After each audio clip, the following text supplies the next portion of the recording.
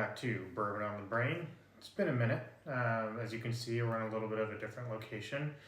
We recently moved, so a lot of stuff up in the air. Haven't been able to upload nearly as much, but do want to get started on something that's really cool today. I'm going to be releasing reviews for these two bottles shortly, but I wanted to do a little bit of a comparison.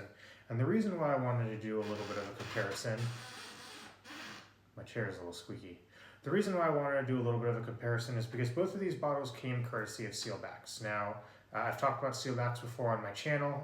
This is not a sponsored video by any means. These did not get sent to me for free, but I'm a big fan of Sealbacks and I'm a pro member, and so I get a little bit of early access to some of their stuff, and both of these bottles came very highly recommended. Now, the reason why I'm comparing them together is because both of these bottles on separate occasions got compared to George T. Stagg. Now, for those that don't know what George T. Stagg is part of the Buffalo Trace Antique Collection, which is a very rare, very sought after bourbon that's incredibly high proof and very smooth, usually in the range of 130 to 140 proof. Anything over 140 is considered quote unquote hazmat, which is very difficult to distill in a way that is both enjoyable and smooth. Stagg has figured out a way to do that pretty consistently. So hearing both of these compared to Stagg is something that I had to see for myself. So I got both of these. I've tried them both already on separate occasions with my dad. They're both phenomenal, but we're gonna put them head to head and find out if they really do compare to Stagg and how do they compare together. Now, right up front, I'm gonna tell you, I do not have a bottle of Stagg. I cannot afford a $1,200 bottle. Maybe one day I'll be lucky enough to have one, or I'll be able to find one at its regular cost, but I don't have anything to compare to. Now, I have tried Stagg before. I was able to get my hands on it at a bourbon house in San Diego and try it, as well as a place in LA. I've tried the 2019 bottling, the fall edition. Phenomenal. One of the best bourbons I've ever had. So with that being said, I'm going to read you the tasting notes of the Smokeye Hill Barrel Proof and then the 13th Century. The Smokeye Hill Barrel Proof was the 2024 Ascot winner as nominated by Fred Minnick. So if you're somebody that knows the industry pretty well, Fred Minnick is a legend, and that kind of goes without saying what this liquid is. The 13th Century, I know it recently won an award. To be completely honest, I don't know offhand what it is. Probably should have done my research, but for me, the awards don't really mean as much as the content in the bottle. Now, both of these bottles have some really unique things, so we'll compare the bottles first. The Smokeye Hill, so this is a pewter top, so it's pretty heavy. We've got some weight to it, which is really cool. As you just heard, it's a nice, elegant looking bottle. Logo nice and big and bold with the information on it. And then on the back, it's got a little summary of the distillery, the background. Now, Smokeye Hill is a Colorado distillery, which Colorado is kind of up and coming right now. In comparison, we have 13th Century, basic cork stopper, pretty thick one. Very minimal on the front, so you just have some basic information, pretty empty backer. Not a huge fan of that, but it is sort of an interesting design. Now the real kicker here is if you look underneath, it's completely hollow in the middle. So it's actually a very lightweight bottle. And that hollow goes all the way up, basically the full length of my hand. And if you look closely, you can't really see. You can see the design across the bottom, it's pretty cool. I've never seen that before on a bourbon bottle, and it is unique. I will give them credit for that. But I do like a logo, something on the front, really to make the bottle stand out on a shelf. Whether that's in a liquor store, on my own personal shelf, just something that draws your attention to it. This is very almost decanter style. which just, it's not my cup of tea. So, we'll read to you the tasting notes from Smokeye Hill first. So the aroma, caramelized brown sugar, vanilla, tobacco, and oak. The flavor is vanilla, caramel, honeysuckle, nuance with hints of dark fruit, cacao, spice, and oak. The finish is smooth and a long finish of vanilla and nougat.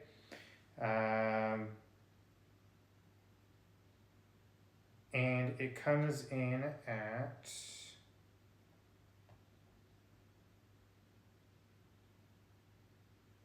it varies by batch. This particular one is 131 proof. So pretty powerful. It is aged 5 years in American New Oak and aged in American White Oak for 30 and 53 gallon barrels.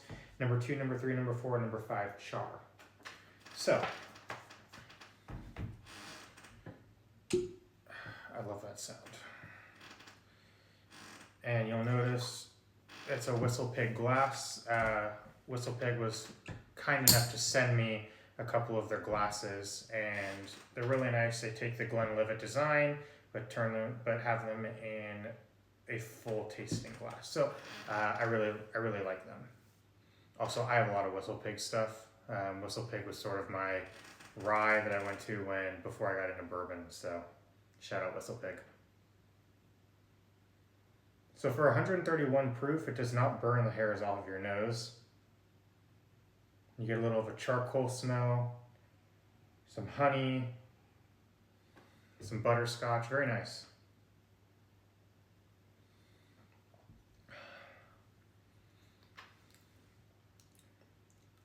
It pops. It pops at the top of your mouth and the back of your throat. Goes down pretty smooth though. This is a cold weather bourbon for sure. Something that I experienced when I was trying it with my dad. This is the kind of bourbon that you're going to be sipping around a campfire kind of thing. You're not shooting this, you're sipping it, because it is big, it's bold, it's powerful.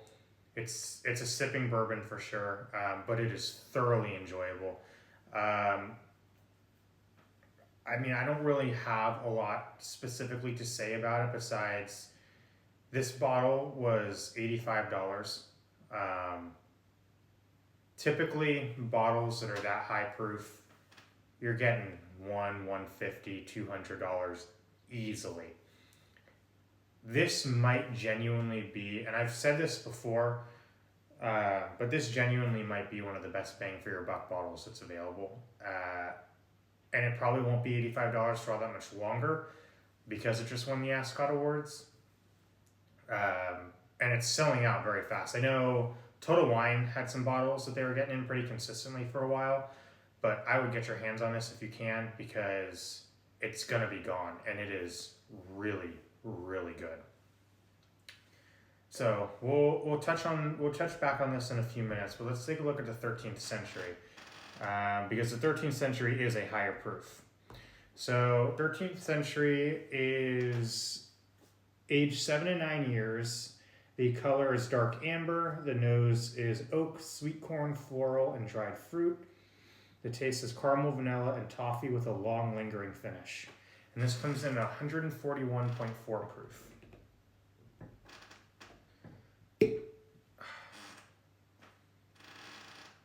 How can you not love that sound? I mean, now, biggest problem with this bottle, I'm going to tell you right now, I got big hands. I can barely hold on to this to pour it.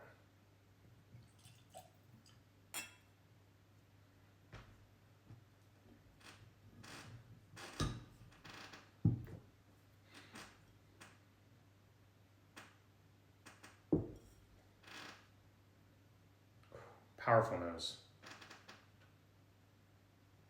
Very oaky. Almost like a little honey in there. Some fruit.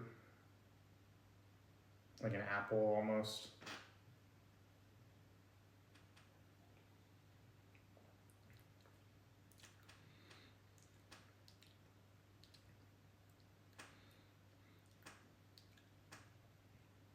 It's smooth. It's powerful, but it's smooth. It's got some toffee in there. It's got some caramel. It's got some apple. You got to chew on it a little bit because it's thick. It sits in your mouth. It's really elegant. It's a very, very nice bottle, and it's got a long, long finish. So this bottle, $150. Now, you might ask yourself, well, 85, 150. I mean, all the things that you said that were really good about this, you can get for half the price compared to this. Now, you're not wrong. But I like to look at it a different way. Each of these bottles is a different experience. So I thoroughly enjoyed this and I thoroughly enjoyed this, but for completely different reasons. This is a higher proof and it's arguably smoother. But this, if we were to take the Stagg for a second and really compare it, the Stagg is a big, bold flavor. It drinks its proof, but it's smooth. This is much more comparable to a Stagg than this. The Stagg is very much a bourbon's bourbon, which is you're getting the stereotypical flavors of butterscotch, oak, tobacco, caramel, those kinds of flavors. This is that. This is sweeter. It's almost hard to describe unless you're actually trying it, but there's floral notes, there's fruit, there's lighter flavors where this is bolder. And so it's just a different drinking experience. And I think it's interesting comparing these two bourbons together because one, they're both high proofs. Two, they've both been compared to Stagg. But three, they're wildly different in terms of their makeup. And it's very difficult to put the two of them next to each other and say this one's better or this one's better. And yet, I find myself leaning towards this bottle as more of a go-to. And the reason why is because it's a bourbon's bourbon. And I enjoy those very true, original flavors. That being said, I will still be drinking this, and I love this a lot. And there's a lot of really great things about this bourbon. It's on my shelf as something that I will drink regularly. But I find myself leaning more towards this, and this was the first thing that I saw compared to the Stagg by Sealbacks. And I can honestly say that it's been a while since I've had a Stagg, and the most recent one that I've had was 2019. But based off of my recollection and my memory, to date, this is the thing that I find has come the closest to it. And if you want to recreate the experience of drinking a Stagg, you're never going to be able to, because drinking a bottle like that is its own journey. However, if you want to replicate the flavor profile, the taste, that you can do with this bottle. And I think that's what makes bourbon so unique, is that every bottle is different, and yet the flavor profiles can be the same. And how you interpret those flavors, how your taste buds come across those flavors, that is beholden to the individual. My dad and I can try both of these bottles and get completely different tasting notes out of it based off of how we interpret flavors. Now, with that being said, which of these am I going to go to more? It's definitely going to be this one. But, as always, Sealback gets it right, and they continue to throw out really great recommendations and find some really unique bourbons. I have not found this bottle anyplace else. Now, I haven't looked that hard for it because I already have it, but even on their website, they're sold out right now. So, at the end of the day, I would recommend both of these bottles for no other reason than they tell a story. That story is how diverse the bourbon world can be. And you don't have to spend $1,500 on a bottle to get those same tastes. I mean, think about like Pappy Van Winkle. Pappy Van Winkle is a wheated bourbon, and you're going to spend $1,200, $1,500, $1,800 on a bottle. It's just a wheated bourbon.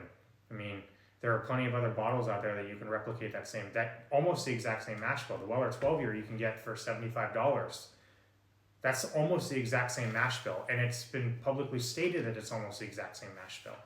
So there's ways that you can replicate flavors without having to spend the money. I think this is a really good step to doing that for $85. So with all that being said, definitely take a look for yourself. I'm really curious to hear what you think in the comments. Have you tried one of them? Have you tried both of them? How would you compare them? Do you agree with my interpretation of how they compare to the Stagg? Did this make you want to get them more or less? Let me know in the comments down below. I'm really curious to hear your thoughts. Go ahead and give me a like, a subscribe if you want to hear more.